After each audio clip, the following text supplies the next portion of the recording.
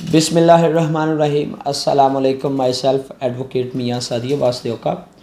آج میں آپ کے ساتھ شیئر کروں گا کہ ہائی کورٹ نے جو چیک کے مقدمات ہوتے ہیں، جو 499F کے مقدمات ہوتے ہیں، جو چیک ڈس آنر ہو جاتا ہے، اس کے علاوہ جو حوالے سے FERs ہوتی ہیں، ان کے حوالے سے نئی گائیڈ لائنس جاری کرتی ہیں، ٹھیک ہے، نئی ہدایات جو ہیں وہ جاری کرتی ہیں کہ کن حالات میں جو چیک کے کیسز ہیں ان میں مقدمات ہوں گے، FER ہوں گی، اور کون سے حالات ہیں جب FERs نہیں ہوں گی، ٹھیک ہے۔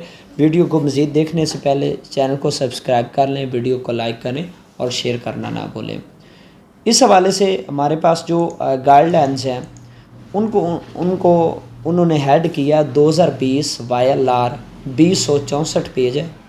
اس میں انہوں نے وہ حالات و واقعات بتائے ہیں کہ کن حالات میں FER ہو سکتی ہے، کن حالات میں FER نہیں ہوگی۔ بیسٹ یہ ہے کہ یہ آپ جو ججمنٹ ہے یہ آپ پڑھیں، اس کو بار بار پڑھیں، ٹھیک ہے، اس کا سکیچ بنائیں تاکہ آپ کو یہ گائیڈ لائنس مل سکیں، ٹھیک ہے۔ اس حوالے سے ہائی کورٹ نے یہ قرار دیا کہ جو یہ چند صورتحال ہیں جس میں جو FER ہے وہ ہو سکتی ہے۔ پہلی چیز یہ ہے کہ جو چیک ہے وہ اکاؤنٹ ہولڈر کی طرف سے جاری کیا گیا۔ اگر سعدی عباس کے نام پر اکاؤنٹ ہے تو سعدی عباس کی طرف سے چیک جاری کیا گیا، ٹھیک ہے۔ دوسری، اکاؤنٹ ہولڈر نے اس وقت بدنیتی سے، ڈس آنیسٹلی سے یہ جاری کیا گیا چیک، یہ جاری کیا چیک، ٹھیک ہے۔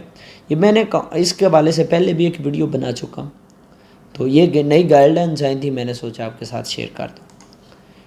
اس کے علاوہ اگر چیک قرض کی ادائیگی کے لیے جاری کیا گیا یا ذمہ داری نبھانے کے لیے جاری کیا گیا تو اس میں بتایا گیا کہ جبکہ سپریم کورٹ پہلے ہی قرار دے چکی ہے کہ ضمانت کی غرض سے دیے گئے چیک کی FER نہیں ہوگی، ٹھیک ہے۔ اس کے بعد جب چیک بینک پہ پیش کیا گیا تو وہ ڈس آنر ہوا، اور وہ جو مندرجہ بالا تمام شرائطیں ہیں یہ پوری ہوں گی، ٹھیک ہے، تب FER ہو سکے گی۔ اگر گارنٹی چیک ہے تو قطعاً جو ہے FER وہ نہیں ہوگی۔ جو بدنیتی آپ ثابت نہیں کر سکیں گے تو پھر بھی FER نہیں ہوگی۔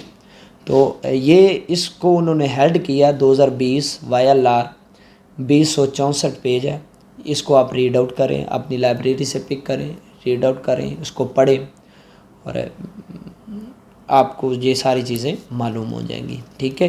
انشاءاللہ کسی نیکسٹ ویڈیو میں آپ کے ساتھ ملاقات ہوگی، تب تک کے لیے اللہ حافظ۔